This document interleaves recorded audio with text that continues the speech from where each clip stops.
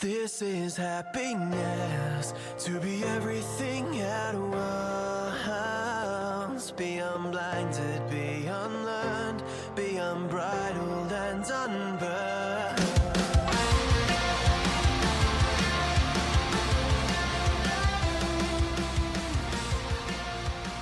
Hey guys, welcome back to a brand new episode of Mood Prep. My name is Dave Nixon, and we're going to continue. We've got two more types of the Enneagram to go through, today being the Type 8, the Challenger, and other texts known as the Boss, and tomorrow is the Peacemaker, which is quite interesting seeing those two so closely together yet so vastly different-ish. Anyway, so what we're going to look at today with the Challenger is really pulling it apart. Before I get into, let me frame it once again, is that the Enneagram is somewhat of a personality type indicator, but it's also what's known as a psycho-spiritual model.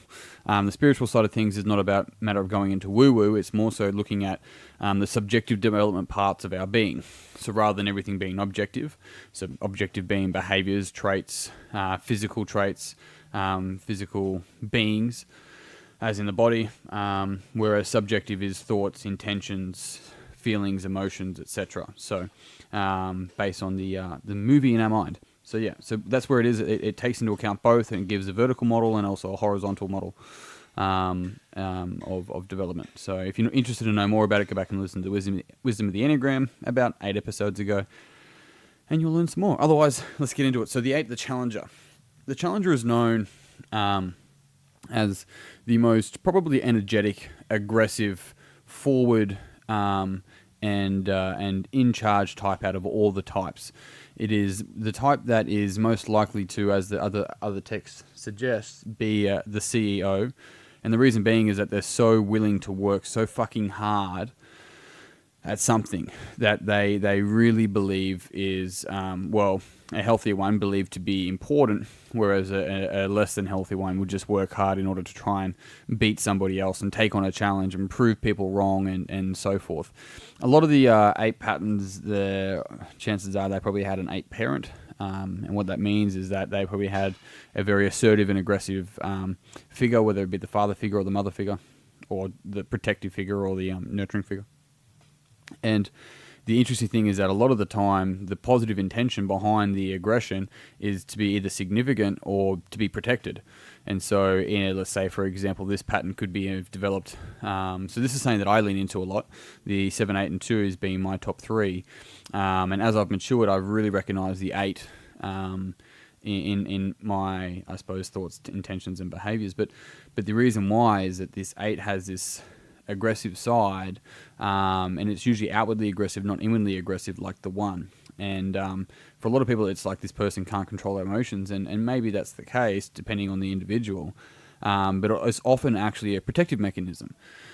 And so the reason being is that maybe they grew up in let's say a kid grew up in a group of boys, let's just use this as an example, and they had to be aggressive with each other, probably for some sort of dominance, but also to protect themselves, so they didn't get treated like shit or trampled over, or there was some sort of respect. And so this person then ends up growing up and seeing that this strength, that they call it strength, is actually a sign of respect. And so what ends up happening is that if you back down, you're weak. And later on in life, you might find this individual ends up being really forward, and somebody's like, fuck this shit, I'm out, I don't need to be treated like this. And then the 8 will lash out and be like, you're fucking weak, which is a complete shadow, because they're weak and they're scared, hence why they're lashing out. A confident 8 doesn't need to. In fact, a confident 8, a healthy 8, goes to the helper, goes to the 2.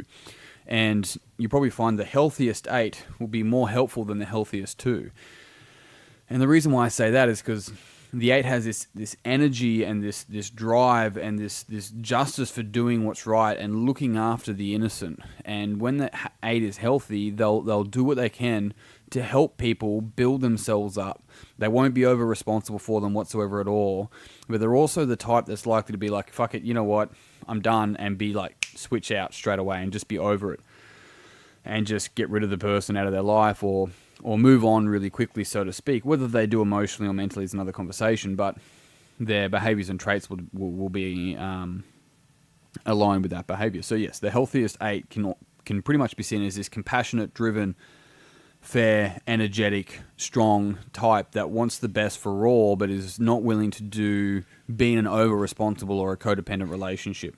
in saying that, the average 8 will often be very much willing to take on any challenge. They're likely to overwork themselves, so they're likely to be the person with a high paying position, but at what cost? That's the question. A lot of the time they may not have fantastic relationships outside of work. They can be so fucking good at work, and the things that they do so well at work has given them success in their chosen field, but when they take those skills and apply it outside of life, it actually breaks relationships down.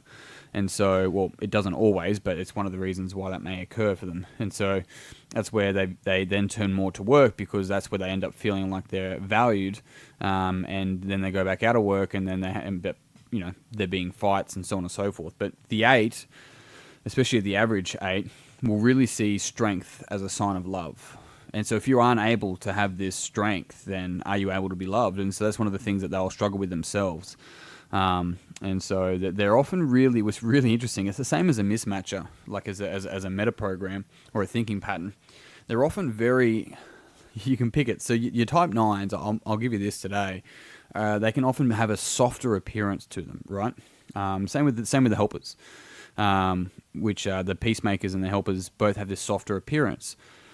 Usually, if you think about Clint Eastwood, right, that's someone that I would say would often be a mismatcher, looks for difference, but also has a type 8 tendencies. I mean, if you look at his movies, it probably points to something, right? But the reason why I'm pointing that out is that it's this hardened character, and so the 8s are often hardened, and it's like it's often as a healthy variation in service of having justice for the innocent, but as an average, it's often having justice for a younger version of themselves. They're still seeking that strength they had when they were younger, still trying to prove shit constantly. And a lot of the time, they don't know they're doing that until they're in like a conversation where they end up blurting it out and not realizing it's been sitting there the whole time.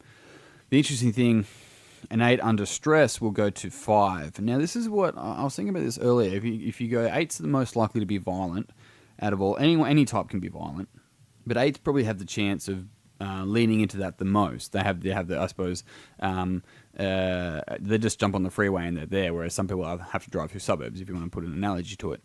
And so the thing I think with the 5 is that they go back to being quite cerebral. They definitely disconnect from their emotions, so they can go and take stock and go, fuck, what do I need to do in order to move forward? And I think this is a very dangerous place, because if someone's in a very, very hateful space and they're inclined to be violent, and they step back into the 5, then they become strategic about their violence. And this is where, each type at the unhealthiest sounds real bad. Like you look at the 1 becomes quite suicidal, the 2 becomes like stalkerish, and that can lead to all sorts of issues, right?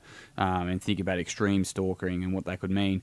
3s become basically bipolar and can be manic. And then 4s become depressed and are inclined to suicide. 5s are very similar to that, but not depression. They just become apathetic and suicidal. Whereas 6s, it can be similar to 5s. But we get around, let's just go straight to the 8 because we're here today. The 8s end up becoming quite violent. They can turn it back on themselves, but they become quite violent towards other people, and that can be a big issue.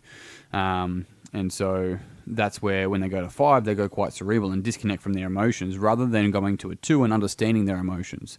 And that's a real key thing for the development of the 8, is to be able to really become emotionally intelligent about all of their emotions, see that anger and happiness and sadness, that none of them are weaknesses, they just are what they are, and being able to learn how to integrate those into their personality and build from there.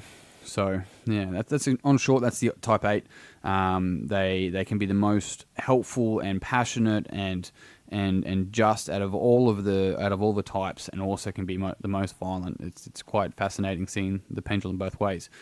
Either way, that's it. I'm done for today. If you found this podcast beneficial, it would mean the world to me if you pass it on to someone else that you think would also find it beneficial. If you have any questions, jump on Mood Prep Online, go on Facebook, search Mood Prep Online, jump there. I'd love to answer them for you. And if it's a question I can answer on here, then I'll answer on the podcast.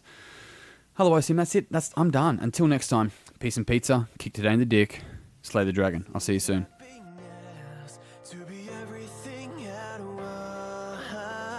once, be unblinded, be unlearned, be unbridled and unbound.